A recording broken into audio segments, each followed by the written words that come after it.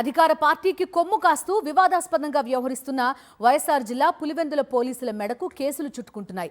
ఇటీవల వైఎస్ఆర్ విగ్రహానికి కట్టిన టీడీపీ జెండాలు తొలగించారని వైఎస్ఆర్సీపీ కౌన్సిలర్ పార్నపల్లి కిషోర్తో పాటు 13 మందిని అరెస్ట్ చేసిన పోలీసులు వారిని చిత్రహింసలకు గురిచేశారు. కిషోర్పై DSP Muralinayak, CI NV Ramana third degree ప్రయోగించారు. కిషోర్ను కులం పేరుతో దూషించారు.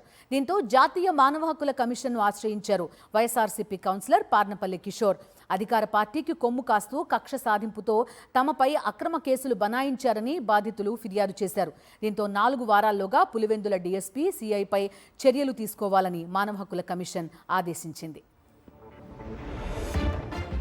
అత్యంత వివాదాస్పద అధికారులుగా ఈ ఇద్దరికీ పేరుంది. కాల్చిపడేస్తానంటూ గతంలో ప్రజలపై డీఎస్పీ మురళీనాయక్ జులుం ప్రదర్శించడం తీవ్ర వివాదాస్పదమైంది.